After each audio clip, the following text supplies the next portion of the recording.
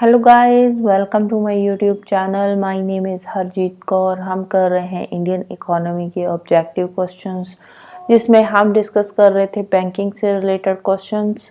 तो शुरू करते हैं। नेक्स्ट हमारा क्वेश्चन नंबर 81 है, which of the following products of a bank is specifically designed to provide financial help to the children in the higher studies in India और in the foreign nation. तो कौन सी है ये bank services जो financial help देती है बच्चों को, स्टूडेंट्स को? तो उसका नाम है educational loan.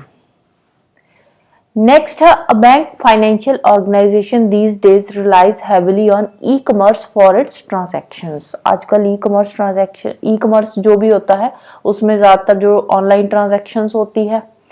As a part of system security, it has introduced the organization's security awareness manuals. This step of the organization can be classified under which one of the following categories of the measures of the business?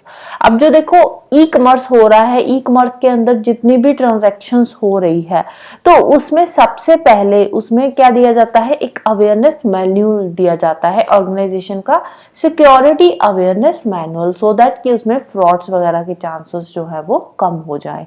तो ये जो major लिया जाता है इसको क्या बोलते हैं? इसको बोलते हैं प्रिवेंटिव, सो दैट कि आने वाले जो भी रिस्क है उसको पहले ही प्रिवेंट किया जाए। रिस्क मीन्स कि इसमें जो फ्रॉड वगैरह होते हैं। Next, which of the following is the limitation of the ATM showing to which people are required to visit branch of the bank? ATM की limitations क्या है? It does not accept deposit. ATM में deposit हम नहीं करवा सकते, right? तो ये भी एक लिमिटेशन है। It has a limited cash disbursement capacity.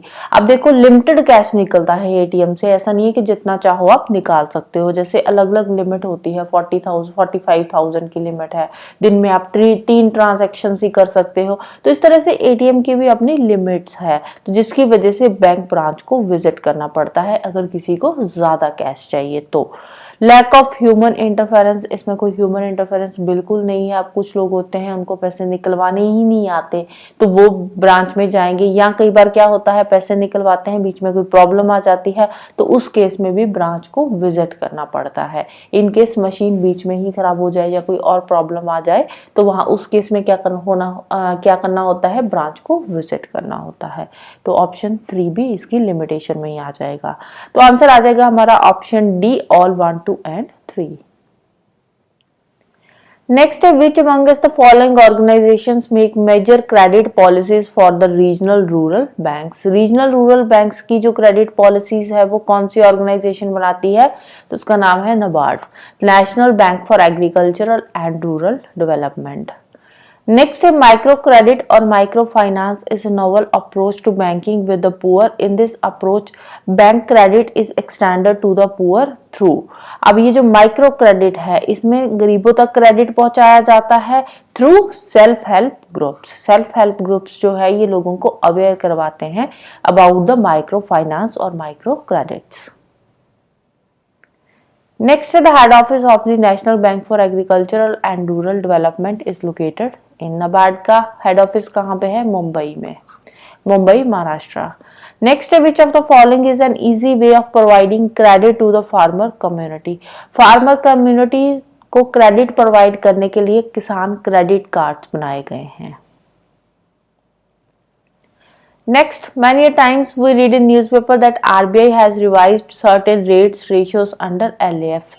What is the full form of LAF? LAF क्या होता है? Liquidity Adjustment Facility. Liquidity Adjustment Facility क्या है? ये एक monetary policy tool है RBI का। Next, which of the following is an international forum to discuss and implement supervisory norms in all the banks of the world? Supervisory norms को implement करने के लिए कौन सा इंटरनेशनल फॉर्म है? तो उसका नाम है बेसल नॉर्म्स, जिसको बेसल कमेटी बोलते हैं। नेक्स्ट है an agreement which in fact is a contract between the RBI and the banks for the sale and repurchase of government securities. Government securities की यहाँ पे बात हो रही है। And short term treasury bills at a future date and for which the RBI indicate the interest rate is generally known as। अब देखो government securities की सेल रीपरचेज हो रही है तो वहां पे क्या होगा, रेपो रेट की बात हो रही है, तो इसको बोलते हैं रेपो रेट। नेक्स्ट है what is the full form of NBFC as used in financial sector. NBFC क्या है, non banking financial companies. Next, as per the news published in various financial newspapers, the RBI is reworking the roadmap on capital account convertibility. If this is done, who among us the following would be able to invest in the foreign project or acquire asset outside India without any restrictions? तो कौन सी organisation होगी जो invest कर पाएगी foreign में, तो उसका नाम फॉरेन प्रोजेक्ट्स में या जो भी फॉरेन एसेट्स है उसमें विदाउट एनी रिस्ट्रिक्शन, जो आरबीआई अभी कैपिटल अकाउंट कन्वर्टेबिलिटी पे काम कर रही है उसके अंडर। तो ये होगा पब्लिक सेक्टर बैंक्स जो होंगे, पब्लिक सेक्टर बैंक्स इन्वेस्ट कर सकते हैं फॉरेन प्रोजेक्ट्स में। Companies which are registered in India, अब देखो जो कंपनीज इंडिया में रजिस्टर्ड है वो नहीं इसके अंडर आएंगी। गवर्नमेंट ऑफ इंडिया भी नहीं आएगी, ये पब्लिक सेक्टर बैंक्स आ गई ना, तो गवर्नमेंट ऑफ इंडिया इसके अंडर नहीं आएगी। एनी इंडिविजुअल भी नहीं इन्वेस्ट कर पाएगा, तो आंसर आएगा सिर्फ और सिर्फ public sector banks, only one, option A. Next है which of the following is not a banking related term. Outstanding amount, जैसे क्रेडिट कार्ड में हम कार्ड यूज करते हैं तो उसके पीछे जो बैलेंस आता है आ जाता है ना, आउटस्टैंडिंग अमाउंट इतना है, आउटस्टैंडिंग बैलेंस इतना है, तो ये बैंकिंग रिलेटेड टर्म है। बेंचमार्क प्राइम लैंडिंग रेट, जो प्राइम लैंडिंग रेट उसका एक फिक्स किया जाता है बेंचमार्क प्राइम लैंडिंग रेट, तो ये बैंक से रिलेटेड ही है, जो क्रेडिट दिया जाता है कस्टमर्स को। क्रेडिटर्स, ये भी बैंक से रिलेटेड है। रेडिएशंस बैंक से रिलेटेड टर्म नहीं है। नेक्स्ट है insurance services provided by various banks is commonly known as. Insurance services जो प्रोवाइड करी जाती है उसको बोलते हैं बैंक इंश्योरेंस। नेक्स्ट है which of the following is are considered a policy rate in the hands of RBI. Repo rate RBI के हाथ में होता है, कितना करना है एडजस्ट करती है RBI. SLR statutory liquidity rate, ये क्या है, आरबीआई की मॉनेटरी पॉलिसी डिसाइड करती है, तो आरबीआई के हाथ में होता है। इन्फ्लेशन आरबीआई के हाथ में नहीं होती, इन्फ्लेशन जो है मार्केट फोर्सेस पे डिपेंड करती है, तो आंसर आ जाएगा option D, only 1 and 2। Next है which of the following is not a bank और फाइनेंस कंपनी। बार्कलेज, ये बार्कलेज फाइनेंस कंपनी है, यूके की है। बीएनपी परिभास, ये भी यूरोप की फाइनेंस कंपनी ही है। HSBC, Hong Kong Shanghai bank corporations, तो ये क्या है, ये भी बैंकिंग सर्विसेज प्रोवाइड करती है। लुफ्थांसा क्या है, ये एक एयरलाइन है। नेक्स्ट है which of the following is not a function of the bank. Providing project finance, selling mutual funds, settlement of payment on the behalf of customers, ये सारे क्या है, ये बैंक के फंक्शंस ही है।